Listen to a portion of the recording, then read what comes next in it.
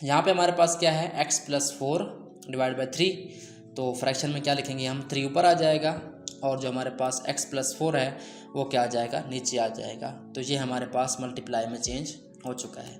तो अब यहाँ से आपने चेक करना है कि हमने इनको क्या करना है, मल्टीप्लाई करना है या हम यहाँ से इनको कैंसिल भी कर सकते हैं।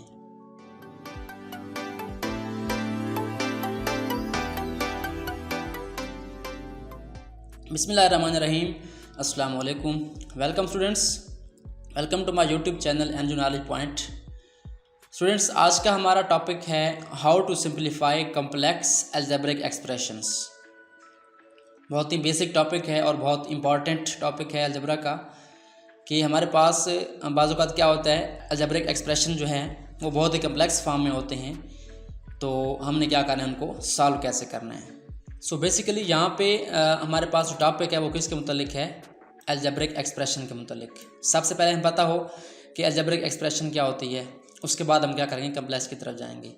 तो अलजेब्रिक एक्सप्रेशन क्या होता है, एक ऐसी स्टेटमेंट होती है, एक ऐसा सेंटेंस होता है अलजेब्रा का, मैथमेटिक्स के अंदर, जो हमें क्या देता है, किसी न किसी चीज़ की वैल्यू देता है। तो उसके बाद हमारे पास कम्प्लेक्स है। अब कम्प्लेक्स का वर्ड आप कहाँ से देख सकते हैं, कम्प्लेक्स फ्रैक्शन हमारे पास होती हैं। तो हमारे पास अगर फ्रैक्शन के ऊपर क्या हो, फ्रैक्शन हो, यानी ऊपर भी फ्रैक्शन हो, नीचे भी क्या हो, फ्रैक्शन हो, तो हम क्या कहते हैं, इसको कम्प्लेक्स फ्रैक्शन कहते हैं। यानी बट्टे के ऊपर भी एक फ्रैक्शन है और नीचे भी क्या एक फ्रैक्शन है। तो ये हमारे पास क्या होती हैं, बेसिकली कम्प्लेक्स फ्रैक्शंस होती हैं। तो इनको सॉल्व करने का मेथड क्या होता है, सिंपली आपने क्या करना होता है, इनको जो है, जो हमारे पास मेन इसका बट्टा होता है वो ये है, ये हमारे पास न्यूमरेटर है और ये क्या है, डिनोमिनेटर है। तो आपने मेन बट्टा को क्या करना होता है, डिवीजन में चेंज करना होता है। तो आपने क्या करना है, सिंपली जो हमारे पास फर्स्ट ऊपर वाला फ्रैक्शन है इसको लिखना है 3/4, और उसके बाद क्या करना है, इस फ्रैक्शन को जो हमारे पास बार है ये वाला दरमियान वाला, इसको डिवीजन में चेंज करना है। तो यहाँ पे हमारे पास क्या आ जाएगा, डिवीजन का साइन, और उसके बाद क्या आएगा हमारे पास, लास्ट वाली फ्रैक्शन कौन सी है, 5/7। आप इसको यहाँ पे लिख लेंगे। उसके बाद क्या करना होता है, हमने इसको लिखने के बाद हम क्या करते हैं, इसको चेंज करते हैं मल्टीप्लाई में, और मल्टीप्लाई में चेंज करने के बाद हम क्या करते हैं, इसको सॉल्व करते हैं। तो मल्टीप्लाई में कैसे चेंज करते हैं, सिंपली क्या करना होता है, आपने इसको लिखने के बाद जो फर्स्ट हमारे पास फ्रैक्शन है वो आती है एज इट इज़, और जो सेकंड फ्रैक्शन होती है मल्टीप्लाई लिखने के बाद वो क्या हो जाती है, उसका रेसिप्रोकल लेते हैं, यानी 7 को ऊपर लिख देंगे और 5 को नीचे लिख देंगे। अब क्या करेंगे, सिंपली इनको मल्टीप्लाई कर देंगे। 3 × 7 21 बन जाएगा और 5 × 4 20 बन जाएगा। तो ये हमारे पास क्या आ जाएगा, इसका आंसर आ जाएगा। हम क्या करेंगे, इसको मल्टीप्लाई करेंगे, 3 × 7 = 21 एंड 4 × 5 = 20। तो ये हमारे पास थी कम्प्लेक्स फ्रैक्शंस। तो बिल्कुल इस तरीके से हमने क्या करना है, सेम मेथड यूज़ करते हुए कम्प्लेक्स अलजेब्रिक एक्सप्रेशन को सॉल्व करना है। तो चलें इसको स्टार्ट करते हैं, सॉल्व कैसे करना है। बिल्कुल सेम मेथड है जिस तरह आपने अभी फ्रैक्शन को देखा। तो सबसे पहले आपने क्या करना है, इसको लिखना है। उसके बाद हम क्या करते हैं, इसको इक्वल लगाते हैं। यहाँ पे आप क्या कर सकते हैं, नीचे भी लगा सकते हैं इक्वल। तो मैं क्या करता हूँ, नीचे लगाता हूँ। तो ये हमारे पास जो फर्स्ट अलजेब्रिक एक्सप्रेशन है ऊपर वाला, जिसको हम क्या कहते हैं, न्यूमरेटर कहते हैं, इसको लिखेंगे। उसके बाद हम क्या करेंगे, जो मेन बार है इसका ये वाला जो 9 के नीचे है, इसको क्या करेंगे, हम डिवीजन में चेंज करेंगे। तो यहाँ पे हमारे पास क्या आ जाएगा, डिवीजन का सिंबल। उसके बाद जो हमारे पास सेकंड जो फ्रैक्शन है अलजेब्रिक एक्सप्रेशन है वो आ जाएगी यहाँ पे लास्ट पे डिवीजन के बाद। अब क्या करना है, सेम मेथड, जो हमारे पास फर्स्ट फ्रैक्शन होती है उसको हम लिखते हैं एज इट इज़। तो हम क्या करते हैं, इसको जैसे लिखी हुई है वैसे ही लिख देंगे। उसके बाद क्या करना है, इस डिवीजन साइन को चेंज करना है मल्टीप्लाई में। तो हम क्या करते हैं, यहाँ पे मल्टीप्लाई लगाते हैं। मल्टीप्लाई लिखने के बाद आपने क्या करना है, जो नेक्स्ट फ्रैक्शन है उसका आपने क्या लेना है, रेसिप्रोकल लेना है। तो रेसिप्रोकल कैसे होता है, नीचे वाला नंबर ऊपर जाता है, ऊपर वाला नीचे आता है। यानी न्यूमरेटर को डिनोमिनेटर बनाना है आपने, और डिनोमिनेटर को क्या बनाना है, न्यूमरेटर बनाना है। यहाँ पे हमारे पास क्या है, x + 4 डिवाइड बाई 3।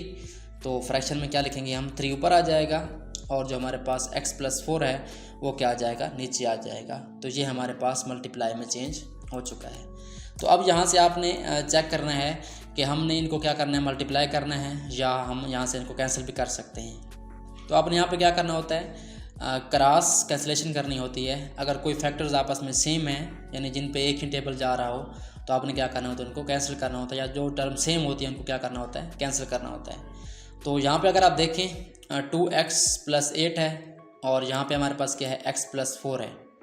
तो क्या ये हमारे पास सेम है, तो ये सेम नहीं है बिल्कुल, क्योंकि यहाँ पे हमारे पास 2x है, यहाँ पे x है, यहाँ पे 4 है, यहाँ पे 8 है। तो क्या हम इनको सेम बना सकते हैं, तो आप चेक करें कि अगर हम इनको सेम बना दें तो हमारे पास जो क्वेश्चन है वो क्या हो जाएगा, मज़ीद सिंपलीफाइड हो जाएगा और हम इसको क्या करेंगे, इजीली सॉल्व कर लेंगे कैंसिलेशन के थ्रू। हम क्या कर लेंगे, इसको सिंपलीफाई करने के बाद, कैंसिलेशन के बाद इसको इजी तरीके से सॉल्व कर सकते हैं। वो कैसे होता है कि आप यहाँ से आप देखें कौन से जो फैक्टर्स हैं वो डबल आ रहे हैं, इसमें आ रहा है जो इसमें भी आ रहा है, यानी ऐसे फैक्टर्स जो इस 2x के अंदर भी आ रहे हैं और 8 के अंदर भी आ रहे हैं। तो हमने क्या करना होता है, इसके फैक्टर निकालने होते हैं। तो 2x का कोई फैक्टर है हमारे पास, इसमें कौन से फैक्टर हैं, एक तो हमारे पास 2 है, 1 है। 1 को लिखने का कोई फ़ायदा नहीं है यहाँ पे, क्योंकि 1 मल्टीप्लाई होगा तो आंसर वही आएगा। तो यहाँ पे हमारे पास फैक्टर कौन से हैं, 2 मल्टीप्लाई बाई x। तो यहाँ पे अगर आप 8 के फैक्टर्स निकालें प्राइम फैक्टराइजेशन मेथड से तो हमारे पास क्या आ जाएंगे, वो 2 मल्टीप्लाई बाई 2 मल्टीप्लाई बाई 2। तो ये हमारे पास फैक्टर आ गए इसके। और यहाँ पे आप 9 के फैक्टर निकालें, वो क्या आएंगे हमारे पास 3 मल्टीप्लाई बाई 3। तो ये हमारे पास फैक्टर आ चुके। अब क्या करना है, सिंपली हमने इनको आपस में कैंसिल करना है। कैंसिल करने से पहले आप क्या करें, यहाँ से देखें कि कौन से फैक्टर जो हैं वो डबल आ रहे हैं, यानी दोनों के अंदर आ रहे हैं। हमने उसको क्या करना है, कॉमन लेना है। तो ये हमारे पास बड़ा सिंपल मेथड है कॉमन लेने का, ये अक्सर यूज़ होता है। तो यहाँ पे अगर आप देखें इस टर्म में हमारे पास 2x है, यानी 2 ज़रा x है, और यहाँ पे क्या है 2 मल्टीप्लाई बाई 2 मल्टीप्लाई बाई 2। तो एक ही फैक्टर है जो डबल आ रहा है, यानी 2 जो है वो यहाँ भी आ रहा है और यहाँ भी आ रहा है। तो हमने करना क्या है, बेसिकली 2 को क्या करना है, इस सारे एक्सप्रेशन में से कॉमन लेना है। कॉमन कैसे लेना है, 2 लिखेंगे, इसके बाद ब्रैकेट लगाएंगे, और यहाँ पे जो हमारे पास बच जाएगा इस प्लस से पहले वो क्या होगा, x होगा। और उसके बाद प्लस के बाद क्या बच जाएगा हमारे पास, 2 एक कॉमन आ जाएगा, पीछे क्या बचेगा 2 मल्टीप्लाई 2। तो ये हमारे पास क्या बन जाएगा, प्लस का साइन। और फिर हमारे पास क्या बच जाएगा 4, और 4 के बाद ब्रैकेट क्लोज। तो ये हमारे पास क्या चुका है, फैक्टराइज हो चुका है। अब यहाँ पे आप क्या कर सकते हैं, कैंसिलेशन कर सकते हैं। हमारे पास x+4 क्या होगा, कैंसिल हो जाएगा x+4 से। तो आपने क्या करना है, यहाँ पे इसको कैंसिल आउट करना है। तो हमारे पास जो रिमेनिंग आंसर आएगा वो क्या होगा, x+4 कैंसिल हो गया, यहाँ पे 1 बच गया, और यहाँ पे x+4 कैंसिल हो गया यहाँ से। तो हमारे पास क्या बच गया, 2 बच गया। उसके बाद क्रॉस कैंसिलेशन करें, यहाँ 3 है तो यहाँ 3 को हम क्या कर सकते हैं, 3 से कैंसिल कर सकते हैं। तो ये हमारे पास क्या बच गया, ये हमारे पास सिंपल वैल्यू आ चुकी है। हमने सिंपली क्या करना है, इसको मल्टीप्लाई करना है। 2 1 is 2 डिवाइड बाई 3 1 is 3।